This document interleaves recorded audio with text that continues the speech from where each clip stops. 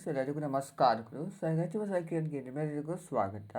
Friends, ನನಗೆ ಇವತ್ತಿನ ಒಂದು ವಿಷಯದಲ್ಲಿ ಕಾರ್ತಿಕ ಸೋಮವಾರದ ಒಂದು ಪೂಜಾ ವಿಧಾನ ತಿಳಿಸ್ಕೊಡ್ತಾ ಇದ್ದೇನೆ. ಹಾಗೆಯೇ ಒಂದು ವಿಶೇಷವಾದ ಒಂದು ದೀಪಾರಾಧನೆಯ ಬಗ್ಗೆ ಸಹ ತಿಳಿಸ್ಕೊಡ್ತಾ ಇದ್ದೇನೆ. ಬನ್ನಿ ತಿಳಿದುಕೊಳ್ಳೋಣಂತೆ. ನಿಮಗೆ ಎಷ್ಟು ಕಾರ್ತಿಕ ಸೋಮವಾರ ನಿಮಗೆ ಪೂಜೆ ಮಾಡೋಕ್ಕಾಗ್ತದೋ ಅಷ್ಟು ಕಾರ್ತಿಕ ಸೋಮವಾರ ನೀವು ಒಂದು ಆಚರಣೆ ಮಾಡಬಹುದು. ಹಾಗೆಯೇ ಒಂದು ಪಶುಪತಿ ವ್ರತ ಸಹ ಒಂದು ಪ್ರಾರಂಭ ಮಾಡ್ತಾರೆ ಕೆಲವರು. ಹಾಗೆಯೇ ಯಾರು 16 ಸೋಮವಾರ ವ್ರತವನ್ನು ಆಷಾಢ ಮಾಸದಲ್ಲಿ ಪ್ರಾರಂಭ ಮಾಡಿದ್ದಾರೋ ಅವರು ಅದನ್ನು ಮುಕ್ತಾಯ ಮಾಡ್ತಾರೆ. ಸೊ ತುಂಬ ವಿಶೇಷವಾದ ಮಾಸ ಅದು. ನಾವು ಶಿವನ ಪೂಜೆ ಮಾಡುವಂಥದ್ದು. ಶಿವ ಹಾಗೆ ವಿಷ್ಣುವಿನ ಪೂಜೆಗೆ ಈ ಮಾಸ ಸೀಮಿತವಾಗಿರ್ತದೆ. ಉಪವಾಸವಿದ್ದು ನಾವು ಸೋಮವಾರ ಪೂಜೆಯನ್ನು ಆಚರಣೆ ಮಾಡಬೇಕು. ಬನ್ನಿ ನೋಡೋಣಂತೆ. ಅಕ್ಕೇಟಿನ ದೀಪಕ್ಕೆ ನೀವು ದೀಪವನ್ನು ಯಾವ ರೀತಿ ಸಿದ್ಧ ಮಾಡ್ಕೊಳ್ತೀರೋ ಅದೇ ರೀತಿಯೇ ಸಿದ್ಧ ಮಾಡ್ಕೊಳ್ಳಿ. ಅಕ್ಕೇಟಿಗೆ ಸ್ವಲ್ಪ ಬೆಲ್ಲ, ತುಪ್ಪ ಹಾಕೊಂಡು ಮಿಕ್ಸ್ ಮಾಡಿಕೊಂಡು ಸ್ವಲ್ಪ ನೀರು ಅಥವಾ ಹಾಲನ್ನು ಹಾಕಿ ಒಂದು ಅಕ್ಕಿ ಉಂಡೆ ಥರ ಸಿದ್ಧ ಮಾಡಿಕೊಂಡು 2 ಉಂಡೆಯನ್ನು ಸಿದ್ಧ ಮಾಡಿಕೊಳ್ಳಿ. ಅದಕ್ಕೆ ಬತ್ತಲಿನ ಆಕಾರದಂತೆ 2 ದೀಪವನ್ನು ಸಿದ್ಧ ಮಾಡಿಕೊಂಡು ಈ ರೀತಿ ನೀವು ಬತ್ತಿಯನ್ನು ಸಹ ಸಿದ್ಧ ಮಾಡ್ಕೊಳ್ಬೇಕು. ಬತ್ತಿ ಅಂದರೆ ವಿಭೂತಿಯಿಂದ ಮಾಡಿದ ಬತ್ತಿ. ನೀವು 4 ಬತ್ತಿಯನ್ನು ಸಿದ್ಧ ಮಾಡಿಕೊಳ್ಳಿ. ಹಾಗೆಯೇ ಸ್ವಲ್ಪ ತುಪ್ಪ ವಿಭೂತಿಯನ್ನು ನೀವು ಮಿಕ್ಸ್ ಮಾಡಿಕೊಂಡು 4 ಬತ್ತಿ 2 ಬತ್ತಿಯಾಗಿ ಮಾಡಿಕೊಂಡು, ಅಂದರೆ 2 ಬತ್ತಿ 1 ಬತ್ತಿಯಾಗಿ ಮಾಡಿಕೊಂಡು ನಮಗೆ 4 ಬತ್ತಿಯಿಂದ 2 ಬತ್ತಿ ಆಗ್ತದೆ. ಸೊ ಆ ಥರ ನೀವು ಒಂದು ದೀಪಕ್ಕೆ ನೀವು 2 ಬತ್ತಿಯನ್ನು ಹಾಕಬೇಕು. ಅಂದರೆ ಟೋಟಲಿ ಆಗಿ ನಮಗೆ ಒಂದು 4 ಬತ್ತಿನ ಸಿದ್ಧ ಮಾಡ್ಕೋಬೇಕು. ದ್ವಿಗುಣ ಮುಖ ಬರುವ ಹಾಗೆ ನೀವು ದೀಪಾರಾಧನೆ ಮಾಡಬೇಕು.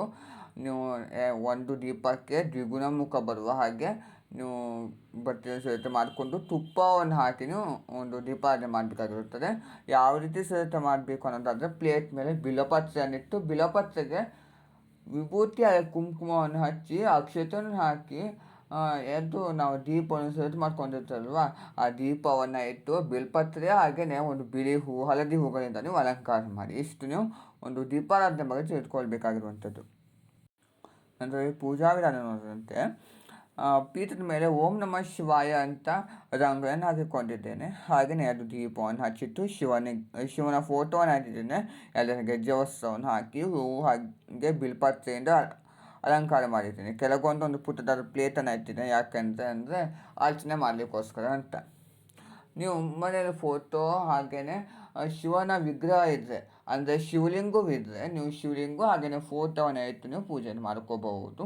ಫೋಟೋ ಇಲ್ಲ ಬರೀ ಶಿವಲಿಂಗ ಮಾತ್ರ ಇದೆ ಅನ್ನೋದಾದರೆ ಬರೀ ಶಿವಲಿಂಗವನ್ನು ಇಟ್ಟು ನೀವು ಸರಳವಾಗಿ ನೀವು ಪೂಜೆಯನ್ನು ಮಾಡ್ಕೋಬಹುದು. ನನಗೆ ಈ ಸಲ ಶಿವಲಿಂಗವನ್ನು ಇದರೇನೆ ಬರೀ ಫೋಟೋವನ್ನು ಇಟ್ಟು ಸರಳವಾಗಿ ಒಂದು ಪೂಜೆ ಮಾಡುವುದನ್ನು ತಿಳಿಸ್ಕೊಡ್ತಾ ಇದ್ದೇನೆ. ನೀವು ಶಿವಲಿಂಗ ಇದ್ದರೆ ನಿಮ್ಮ ಮನೇಲಿ ಒಂದು ಪಂಚಾಮೃತ ಅಭಿಷೇಕವನ್ನು ಸಹ ಮಾಡಿಕೊಳ್ಳಿ. ತುಂಬ ಒಳ್ಳೆಯದು. ಪಂಚಾಮೃತ ಅಭಿಷೇಕ, ಎಲೆನಿಂದ ಅಭಿಷೇಕ, ಹಾಗೆಯೇ ಒಂದು ಎಳೆನೀರಿಂದ ಅಭಿಷೇಕ, ಕಬ್ಬಿನ ಹಾಲಿಂದ ಅಭಿಷೇಕ, ಒಂದೊಂದು ಸೋಮವಾರ ಒಂದೊಂದು ರೀತಿಯ ನೀವು ಅಭಿಷೇಕಗಳನ್ನು ಸಹ ಮಾಡಬಹುದು. ಅದು ತುಂಬಾ ಒಂದು ವಿಶೇಷವಾಗಿರುವಂಥದ್ದು. ಶಿವನಿಗೆ ಅಭಿಷೇಕ ಅಂದರೆ ತುಂಬಾ ಪ್ರಿಯವಾದದ್ದು.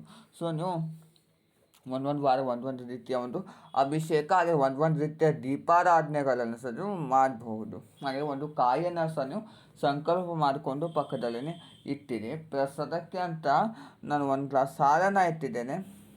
ಹಾಗೆಯೇ ಹಣ್ಣು, ತಾಂಬೂಲ, ಇಷ್ಟರ ಮಟ್ಟಿಗೆ ನೀವು ಪ್ರಸಾದ ರೂಪವಾಗಿ ನೀವು ಸಿದ್ಧ ಮಾಡ್ಕೋಬೇಕು. ಯಾಕೆಂದರೆ ಉಪವಾಸ ಅಲ್ವಾ, ಸೊ ಆ ಕಾರಣಕ್ಕೆ ನಾವು ಒಂದು ಸರಳವಾಗಿ ನಾವು ಪ್ರಸಾದವನ್ನು ನಾವು ಸಿದ್ಧ ಮಾಡ್ಕೋಬೇಕು. ಹಾಗೆಯೇ ತೀರ್ಥ ಬಿಲ್ಪತ್ರನ ಹಾಕಿ ನೀವು ತೀರ್ಥವನ್ನು ನೀವು ಸಿದ್ಧ ಮಾಡ್ಕೊಳ್ಳಿ.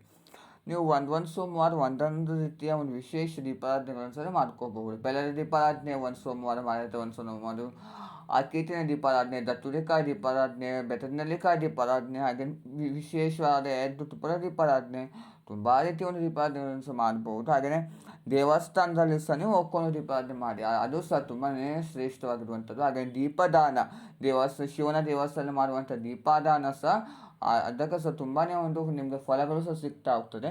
ಆ ರೀತಿಯನ್ನು ಸಹ ನೀವು ಆಚರಣೆ ಮಾಡಬಹುದು.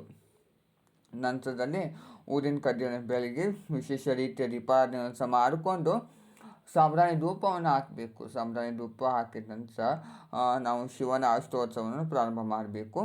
ಶಿವನ ಅಷ್ಟೋತ್ಸವವನ್ನು ಹೇಳ್ಕೊಳ್ತಾ ವಿಭೂತಿಯಿಂದ ನೀವು ಅರ್ಚನೆಯನ್ನು ಮಾಡಿಕೊಳ್ಳಿ. ನಿಮಗೆ ಬಿಲ್ಪತ್ರೆ ತುಂಬ ಸಿಕ್ಕಿದ್ರೆ ಬಿಲ್ಪತ್ರೆಯಿಂದ ಸಹ ನೀವು ಒಂದು ಅಷ್ಟೋತ್ಸವ ಮಾಡಬಹುದು. ಅಂದರೆ ನೀವು ಅರ್ಚನೆ ಮಾಡಬಹುದು. ತುಂಬೆ ಹೂವಿಂದ ನೀವು ಅರ್ಚನೆ ಮಾಡ್ಬೋದು, ಬಿಳಿ ಹೂವಿಂದ ನೀವು ಅರ್ಚನೆ ಮಾಡಬಹುದು. ನಾನು ನಿಮಗೆ ಸರಳವಾಗಿ ಇರಲಿ ಅಂತ ವಿಭೂತಿಯಿಂದ ತಿಳಿಸ್ಕೊಡ್ತಾ ಇದ್ದೇನೆ. ನೀವು ವಿಭೂತಿಯಿಂದ ಅಷ್ಟೋತ್ಸವ ಮಾಡ್ಕೊಂಡಿದ್ದ ನಂತರ ಕಾಯಿನ ಹೊಡೆದು ಮಂಗಳಾರತಿಯನ್ನು ಮಾಡಿ ತೀರ್ಥವನ್ನು ಪ್ರೋಕ್ಷಣೆ ಮಾಡಿ ಅಕ್ಷತೆಯನ್ನು ಹಾಕಿ ನೀವು ಪೂಜೆಯನ್ನು ನೀವು ಮುಕ್ತಾಯ ಮಾಡಬಹುದು. ಇದನ್ನು ನೀವು ಬೆಳಿಗ್ಗೆ ಸೋಮವಾರ ಬೆಳಿಗ್ಗೆ ಸಹ ನೀವು ಆಚರಣೆ ಮಾಡಬಹುದು. ಇಲ್ಲವಾದಲ್ಲಿ ಸಂಜೆ ನಾವು ಪ್ರದೋಷ ಕಾಲದಲ್ಲಿ ಶಿವನ ಪೂಜೆ ತುಂಬಾ ವಿಶೇಷವಾಗಿರುವಂಥದ್ದು. ನೀವು ಪ್ರದೋಷ ಕಾಲದಲ್ಲಿ ಸಹ ನೀವು ಆಚರಣೆ ಮಾಡಬಹುದಾಗಿರುತ್ತದೆ. ಈ ದೀಪವನ್ನು ನಾವು ಸೋಮವಾರ ದೀಪಾವಳಿ ಮಾಡಿರ್ತೀರಿ, ಮಂಗಳವಾರ ನೀವು ಅದನ್ನು ಹಸುವಿಗೆ ಸಹ ನೀವು ಕೊಡಬಹುದು. ಇಲ್ಲಾಂದರೆ ಯಾರು ತುಳಿಯದೇ ಇರುವಂಥ ಜಾಗಗಳು ಸಹ ಹಾಕ್ಬೋದು. ಇಲ್ಲಾಂದರೆ ಕೆಲವರು ಪ್ರಸಾದ ರೀತಿಯಲ್ಲಿ ಸಹ ನೀವು ಸೇವನೆ ಮಾಡ್ತಾರೆ, ನೀವು ಆ ರೀತಿ ಸಹ ನೀವು ಮಾಡಬಹುದು. ನೋಡಿ ಫ್ರೆಂಡ್ಸ್, ಇವತ್ತಿನ ಈ ಒಂದು ವಿಡಿಯೋದಲ್ಲಿ ನಾನು ನಿಮಗೆ ಕಾರ್ತಿಕ ಮಾಸದ ಸೋಮವಾರದ ಒಂದು ಪೂಜಾ ವಿಧಾನ, ಹಾಗೆಯೇ ಒಂದು ವಿಶೇಷ ರೀತಿಯ ಒಂದು ಬಟ್ಟೆಗಳಿಂದ ವಿಶೇಷ ರೀತಿಯ ದೀಪಾರಾಧನೆಯನ್ನು ಸಹ ನಾನು ನಿಮಗೆ ತಿಳಿಸ್ಕೊಟ್ಟಿದ್ದೀನಿ. ಎಲ್ಲರಿಗೂ ಇಷ್ಟವಾಗಿದೆ ಅಂತ ಭಾವಿಸಿದ್ದೇನೆ. ಇಷ್ಟವಾದಲ್ಲಿ ಲೈಕ್ ಮಾಡಿ, ಶೇರ್ ಮಾಡಿ, ಕಮೆಂಟ್ ಮಾಡಿ, ಹಾಗೆಯೇ ಒಂದು ಸಬ್ಸ್ಕ್ರೈಬ್ ಮಾಡ್ಕೊಳ್ಳಿ. Thank you.